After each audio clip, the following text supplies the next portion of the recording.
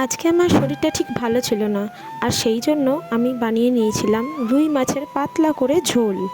সবজিতে আমি দিয়েছিলাম ঢ্যাঁড়স, রাঙালু, গাজর, পেঁপে আর আলু, আর ছিল রুই মাছ।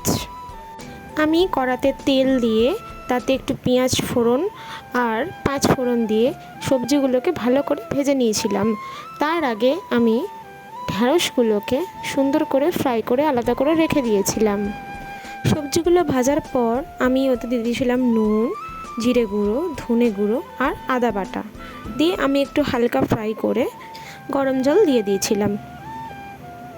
এখন যা গরম পড়েছে, রান্না করতে গিয়ে বাপরে বাপ যা অবস্থা, আমি ঘেমে পুরো চান করে গেছি। কী করবো বলুন, তাও তো রোজ রান্না করতেই হবে।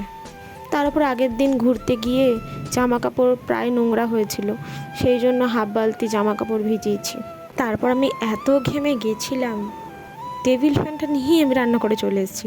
রান্নাঘর থেকে একটু হাওয়া টাওয়া খেয়ে একটু স্বস্তির নিঃশ্বাস ফেলে আবার চলে গেলাম দেখতে যে কী হলো তরকারিটা। গিয়ে দেখি প্রায় সব সেদ্ধ হয়ে গেছে। আমি প্রথমে মনে করেছিলাম যে তরকারিতে হয়তো লবণ দিয়েছি, বাট তারপরে একটু টেস্ট করে দেখি না, লবণই দেওয়া হয়নি। তারপরে আন্দাজ মতো লবণ দিলাম। আমি লবণের রক সল্টটা ইউজ করি। রক সল্ট খুব ভালো একটা সল্ট, তোমরাও ট্রাই করে দেখতে পারো। একটা মানুষের জীবনে অনেক টানাপোড়েন আসে, যেগুলোকে ওভারকাম করে বেরোতে হয়, না হলে আমাদের যে আগামী পথগুলো থাকে সেগুলো অনেক কঠিন হয়ে যায়।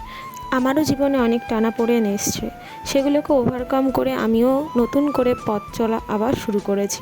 আমি তোমাদের সাথে এই কথাটা জাস্ট শেয়ার করলাম। এটা অ্যাডভাইস হিসেবেও নিতে পারো বা একটা জ্ঞান হিসেবেও নিতে পারো, এটা তোমাদের ওপর ডিপেন্ড করছে। চলো, আজকে আমার মাছের ঝোল রেডি। এবার তাড়াতাড়ি লাঞ্চটা সেরে ফেলি, তোমরাও সেরে ফেলো লাঞ্চ। লাঞ্চের পর আমি জোয়ান খেয়ে একটু ঘুমোতে যাই। আবার কথা হবে, টাটা।